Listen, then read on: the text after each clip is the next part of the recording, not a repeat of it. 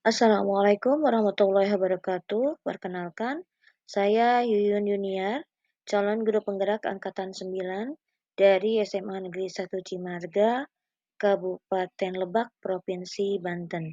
Pada kesempatan ini, saya akan mendemonstrasikan eh, teknik coaching untuk supervisi akademik, tugas dari demonstrasi kontekstual modul 2.3.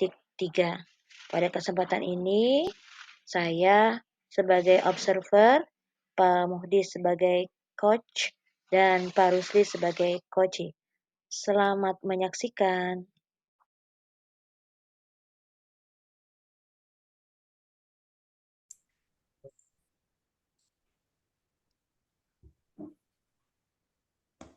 Baik. Baik, Assalamualaikum warahmatullahi wabarakatuh, Bapak-Bapak. Waalaikumsalam warahmatullahi wabarakatuh. Ya, pada kesempatan ini kita ada di pra observasi ya, Pak Muhdi sebagai coach begitu ya. Iya, Bu. Bagaimana kabarnya Pak Muhdi?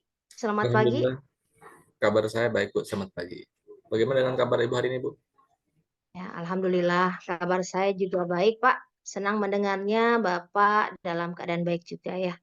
Nah, hari ini Pak Muhdi akan melaksanakan coaching ya. Sebelumnya mungkin izinkan saya untuk menanyakan beberapa hal kepada Pak Mudi. Apakah Bapak berkenan? Iya, Bu. Saya berkenan, silakan. Ya, baik. Jadi peran saya adalah sebagai observer ya, yang akan mengamati proses coaching yang akan dilakukan oleh Pak Mudi begitu. Nah, kemudian dalam proses pengamatan tersebut, saya akan menilai sesuai dengan rubrik penilaian coaching, Pak. Ya, di antaranya apakah sesuai dengan alur tirta coaching yang Bapak lakukan nanti ya. Lalu apakah coaching yang Bapak lakukan nanti juga menerapkan 3 kompetensi inti dari teknik coaching ya. Kita udah sama-sama tahu ya di antaranya present atau kehadiran penuh ya, mendengarkan aktif dan memberikan pertanyaan-pertanyaan berbobot kepada coach ya. Selain itu juga nanti apakah respon yang diberikan oleh coach itu sudah sesuai dengan pertanyaan-pertanyaan yang Pak Muhdi sampaikan. Dan yang paling penting juga nih Pak Muhdi, begitu ya, dalam menggali potensi dari Koci, tentunya Koci dapat menemukan solusi gitu ya, atau langkah-langkah terbaik dalam mengatasi permasalahan yang dihadapinya. Begitu. Nah, selanjutnya mengingatkan kembali ya kepada Koci begitu bahwa dalam proses coaching nanti begitu ya, harus sesuai dengan prinsip coaching yaitu kemitraan, percakapan kreatif, dan memaksimalkan potensi coaching. Baik, Bapak, sebelum proses coaching kita mulai, mohon maaf Pak, ada beberapa pertanyaan yang ingin saya tanyakan kembali. Apakah Bapak bersedia Pak Mudi? Iya, Bu. Silakan. Baik, terima kasih Pak Mudi. Ya, selanjutnya saya ingin bertanya kepada Bapak, apakah kompetensi coaching yang akan Bapak kembangkan dalam proses coaching ke depannya ini? Ya, terima kasih, Bu, sebelumnya. Untuk kompetensi yang akan saya kembangkan pada coaching hari ini yaitu ada 3, Bu. Yang pertama, presence atau kehadiran penuh. Kemudian yang kedua, mendengarkan aktif. Dan yang terakhir, yang ketiga, memberikan pertanyaan-pertanyaan yang berbobot kepada coach, Bu. Itu 3 kompetensi yang akan saya kembangkan. Ya, baiklah Bapak, insya Allah saya akan mengamati berarti 3 kompetensi ya yang akan Pak mau dikembangkan. Ya, betul, Bu. Seperti itu ya Pak ya? Ya, Bu. Ya, baik. Selanjutnya Bapak, dari ketiga kompetensi inti tersebut ya, secara spesifik nih Pak, mana sih yang ingin Bapak kembangkan begitu? Baik, Bu. Untuk yang lebih spesifiknya, yang ingin saya kembangkan ada 2, Bu. Dari 3 itu yaitu yang pertama mendengarkan aktif, Bu.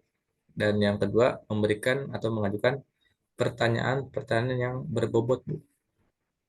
Ya, baik. Berarti nanti ke depannya ketika proses coaching saya akan fokus kepada kompetensi Pak Muhdi dalam mendengarkan aktif dan memberikan pertanyaan-pertanyaan yang berbobot ya, Pak ya. Selanjutnya, Pak, kira-kira indikator keberhasilan dari apa yang Pak Muhdi harapkan gitu dari proses coaching tersebut? Oh ya, mengenai indikator keberhasilan ya pada saat coaching nanti saya harapkan si coach tersebut atau beliau nanti yang akan mampu mendapatkan solusi atas permasalahan-permasalahan yang dihadapinya, Bu. Jadi solusinya Ya. timbul atau muncul dari si coach tersebut. Ya, baiklah. Amin ya, Pak ya. Semoga indikator keberhasilan yang Pak Muhdi harapkan dapat tercapai ya, yaitu Koci mampu mendapatkan solusi atas permasalahan-permasalahan yang dihadapinya. Ya, Bu. Seperti itu ya, Pak ya. Ya, Bu. Mm-mm.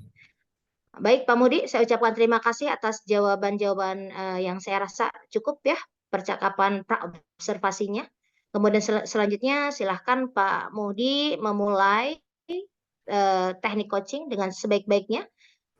Dan nanti setelah proses observasi selesai, tentunya saya akan melakukan percakapan kembali dengan Pak Muhdi pasca observasi ya. Semoga coachingnya lancar Pak Muhdi ya. Ya, Bu. Siap. Amin. Baik. Terima kasih, Bu. Ya, baik, saya tutup dulu ya Pak Muhdi. Assalamualaikum warahmatullahi wabarakatuh. Waalaikumsalam warahmatullahi wabarakatuh. Terima kasih, Bu, kepada Bu Haji Yun. Saya akan melanjutkan proses coaching kepada Pak Rusi sebagai coach Ibu ya. Assalamualaikum Pak Mudi. Apakah Pak Mudi mempunyai waktu luang hari ini, Pak Mudi? Waalaikumsalam warahmatullahi wabarakatuh. Iya, Pak, saya ada waktu bisa. Apa yang ingin Bapak sampaikan, Pak? Iya Pak, ini ada satu yang saya ingin sampaikan kepada Bapak. Ya, Pak, tapi saya memiliki waktu 15 sampai 20 menit, Pak ya. Apa yang ingin Bapak ceritakan atau Bapak sampaikan, Pak? Iya Pak, terima kasih. Ini terkait dengan saya sebagai pendidik atau guru Pak. Saya merasa sebagai seorang guru atau pendidik, saya merasa ketika saya mengajar selama ini belum maksimal Pak. Ya, anak-anak sering banyak mengobrol ketika pelajaran berlangsung dan terlihat ada beberapa anak yang mengantuk Pak di kelas, sehingga pembelajaran tidak menyenangkan. Apakah pemudi bisa membantu saya Pak? Baik, insya Allah, Pak. Nanti kita akan cari solusinya, Pak ya. Jadi kalau saya boleh garis bawahi, kata kuncinya itu permasalahan Bapak ini adalah pengelolaan kelas, begitu ya Pak. Sepertinya anak-anak tidak fokus Pak, dan terkesan belajar itu membosankan Pak. Iya betul sekali Pak. Anak-anak sangat tidak fokus dan belajar kurang menarik. Mereka ikuti ketika pelajaran saya sehingga terkesan saya tidak menguasai kelas Pak. Oh ya, baik. Agar tidak melebar terlalu jauh Pak ya. Sebenarnya dari percakapan ini, apa sih yang ingin Bapak dapatkan Pak? Apa yang Bapak harapkan Pak? Sebenarnya dari percakapan ini yang saya inginkan Pak untuk mendapatkan solusi atau pemecahan masalah yang sedang saya hadapi. Saya ingin meningkatkan kompetensi saya sebagai guru dalam mengelola kelas sehingga ada perubahan kondisi kelas menjadi lebih kondusif Pak. Wah, bagus sekali Pak. Harapan Bapak. Jadi berarti Bapak ingin meningkatkan kompetensi Bapak dalam mengelola kelas ya Pak. Kemudian apa tujuan Bapak dalam meningkatkan kompetensi tersebut, Pak? Saya ingin menciptakan kelas yang kondusif sehingga ada perubahan di dalam kelas saya, Pak. Pembelajaran menjadi menyenangkan bagi siswa, anak-anak lebih fokus dan tujuan pembelajaran akan tercapai secara maksimal, Pak. Oh ya, baik. Kemudian eh, apa sih yang sudah Bapak lakukan untuk menciptakan kelas yang kondusif sehingga ada perubahan dalam kelas dan pembelajaran bisa menjadi lebih menyenangkan bagi siswa, Pak? Saya sudah mencoba beberapa metode dan model pembelajaran, Pak. Tetapi belum benar-benar efektif, Pak. Iya, bagus Pak sudah mencoba beberapa metode Pak ya. Kemudian tadi Pak, sesuai dengan jawaban Bapak, apa yang menjadi tantangan Bapak dalam menciptakan kelas yang kondusif Pak, sehingga ada perubahan dalam kelas tadi kembali menjadi kondusif dan lebih menyenangkan bagi siswa Pak? Ini Pak, saya masih kesulitan untuk mengendalikan siswa yang suka ngobrol dan bicara saat pembelajaran berlangsung, Pak. Oh, begitu Pak ya. Kemudian apa yang Bapak butuhkan Pak dalam mengendalikan siswa tersebut yang suka ngobrol dan suka bicara out of the topic Pak pada saat pelajaran berlangsung? Saya membutuhkan strategi untuk mengendalikan siswa yang suka berbicara dan ngobrol itu di luar topik pembelajaran berlangsung, Pak. Oh ya, bagus sekali Pak. Saya sangat mengapresiasinya. Berarti Bapak ingin meningkatkan kompetensi dalam mengelola kelas dengan menggunakan strategi Pak ya, sehingga dapat mengendalikan siswa yang suka ngobrol tadi Pak dan bicara saat pelajaran berlangsung. Dan ketika Bapak sudah dapat mengelola kelas dengan baik, dapat mengendalikan siswa yang suka ngobrol tadi Pak ya, dan bicara saat pelajaran berlangsung, berarti Bapak dikatakan itu adalah kondisi ideal Pak. Jadi ini yang sempurna lah. Eh, berarti dikatakan ideal itu kalau kita lihat skala berarti 10 Pak ideal Pak ya. Menurut Bapak nih, kondisi Ya. sekarang yang sudah Bapak lakukan itu Bapak berada pada level berapa Pak? Kalau berdasarkan dari level 1 sampai 10, mungkin saya masih di level 5, Pak, karena saya pertama masih belum bisa memanfaatkan perubahan kondisi kelas yang kondusif dan menyenangkan bagi siswa ketika saya mengajar dalam pembelajaran, serta belum dapat mengendalikan siswa yang suka ngobrol dan bicara di luar topik saat pembelajaran berlangsung, Pak. Oh ya, jadi Bapak masih dalam level 5 Pak ya. Jadi dengan kondisi sekarang ini kira-kira di level berapa yang Bapak harapkan dan apa yang Bapak tingkatkan agar ada perubahan signifikan dalam meningkatkan kompetensi tersebut Pak? Mungkin bisa ditingkatkan sampai level 7 ya, Pak. Dan untuk lebih dari itu, mungkin saya agak kesulitan mengingat saya baru akan mencoba perubahan dengan secara bertahap, Pak. Ya baik Pak, tidak apa-apa. Minimal kita ada perubahan, ada progres Pak ya. Dari 5 menjadi 7 juga ada perubahan. Baik. Mari kita bahas Pak, strategi untuk mengendalikan siswa yang suka bicara atau ngobrol saat pelajaran berlangsung. Pertama kita perlu tahu dulu Pak, dari kita harus pahami dulu penyebabnya siswa itu suka bicara, apa itu Pak, kira-kira Pak? Mungkin pikiran saya karena mereka tidak paham akan materi pelajaran yang disampaikan oleh saya, mungkin, Pak. Jika jika demikian, kira-kira apa yang akan Bapak lakukan agar kita perlu memberikan penjelasan yang lebih jelas dan menarik kepada siswa Pak? Sepertinya saya harus bisa menggunakan metode atau model pembelajaran yang lebih bervariasi, Pak, tidak monoton agar bisa memfasilitasi kebutuhan belajar siswa, Pak. Tepat sekali Pak, jadi harus bervariasi Pak, tidak monoton Pak, tidak konvensional Pak ya. Selain itu, apakah ada strategi lainnya Pak yang akan Bapak lakukan selain memberikan tadi metode pembelajaran yang variatif Pak? Mengingat Pak nih Pak, siswa sekarang itu kan generasi Z Pak, Gen Z. Jadi sebagai generasi Z itu terlahir pada era digital, kemudian menghabiskan lebih banyak waktu pada perangkat elektronik atau gadget Pak kesehariannya. Mengingat hal tersebut, saya akan melakukan strategi lain, Pak. Salah satunya itu dengan menggunakan sumber sumber dan media pembelajaran yang berkreatif dan yang dapat memfasilitasi siswa dengan kebutuhan belajar yang berbeda serta memahami zamannya atau sesuai dengan kodrat zamannya, Pak, sehingga pada proses pembelajaran akan semakin termotivasi dalam belajar sehingga pembelajaran di kelas itu lebih kondusif, Pak. Oh ya, baik Pak. Sepertinya saya lihat Bapak sudah memiliki gambaran strategi yang akan dilakukan. Baik Pak. Lalu kapan Bapak akan melakukan tindakan tersebut Pak? Baik, baik Pak, saya sudah melakukan gambaran strategi yang akan saya lakukan untuk mencapai tujuan tersebut, Pak. Ya, gambaran itu kan sudah ada Pak. Tinggal saya tegaskan lagi strategi tersebut kapan akan Bapak lakukan? Untuk waktunya atau strategi yang saya akan terapkan secepatnya mungkin, Pak. Dalam minggu-minggu ini saya akan melakukan strategi tersebut, Pak. Eh, Langkah apa ya, yang Bapak ambil? Maksud saya langkah Bapak sudah tepat, Pak. Lalu, apakah ada hal lain yang akan Bapak lakukan? Mungkin saya akan berkolaborasi dengan rekan sejawat yang memiliki kemampuan lebih di bidang IT untuk membantu dan mempermudah, terutama yang berhubungan dengan sumber dan media pembelajaran digital, Pak. Ya, bagus Pak. Kolaborasi itu sangat penting, Pak ya. Selanjutnya dari yang sudah Bapak rencanakan tadi, komitmen apa nih Pak yang akan Bapak lakukan untuk menjalankan rencana tersebut, Pak?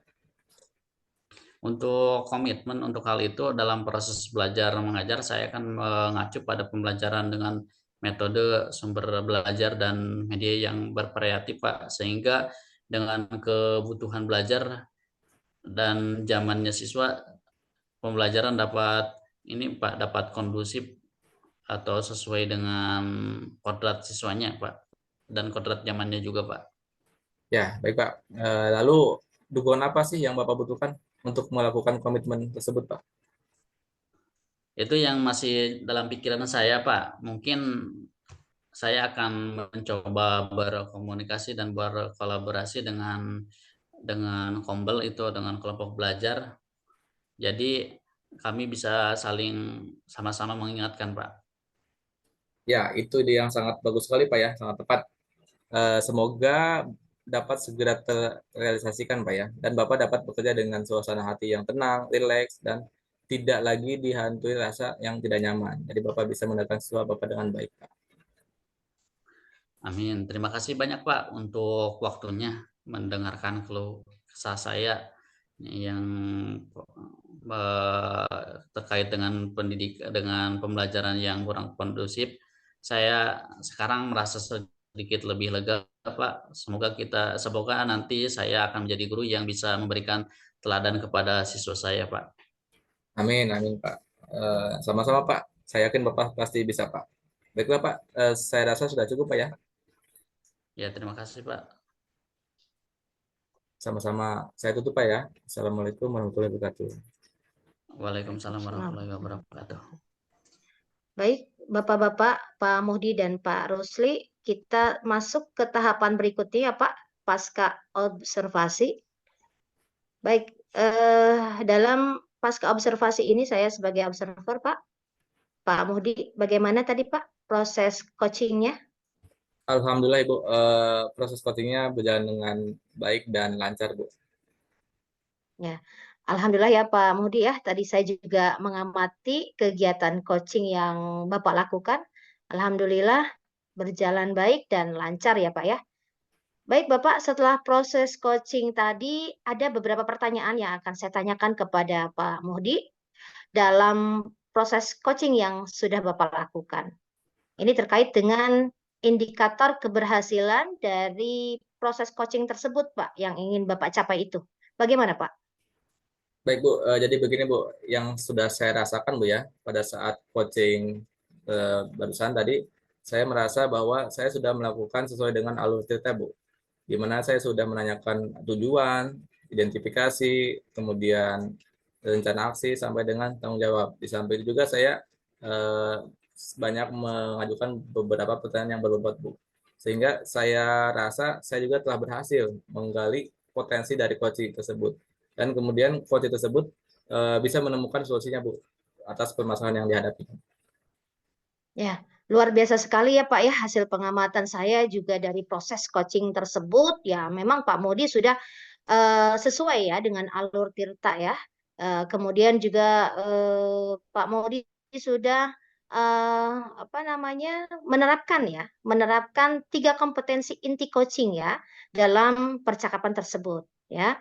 Terus kemudian yang saya lihat juga Pak Mudi sudah mengajukan pertanyaan-pertanyaan yang sangat berbobot ya. Dan kalau saya nilai nih Pak, dalam skala 1 sampai 4, ya Bapak layak mendapatkan nilai dalam skala 4, kalau menurut saya ya. Semoga ke depannya nih, Bapak lebih terampil dalam melakukan coaching ya, dan membantu coach-coach yang lainnya dalam mengatasi masalahnya. Nah, setelah ini pertanyaan saya adalah apakah masih ada Pak kompetensi yang ingin Pak mau dikembangkan atau Pak mau dilatih lagi? Baik, sebelumnya saya ucapkan banyak terima kasih Bu atas penilaiannya. Itu menjadi motivasi yang sangat memotivasi sekali bagi saya, Bu. Di samping itu, kompetensi apa yang akan saya kembangkan lagi ke depannya? Saya ingin, Bu, mendalami lebih dalam tentang alur tirta, Bu. Dan saya juga akan berlatih lebih banyak lagi sehingga saya bisa melakukan coaching dengan baik lagi, Bu, ke depannya. Ya, baik Bapak, luar biasa sekali motivasi Bapak untuk menjadi seseorang yang lebih baik lagi ya Pak ya. Tentunya itu adalah hal positif ya.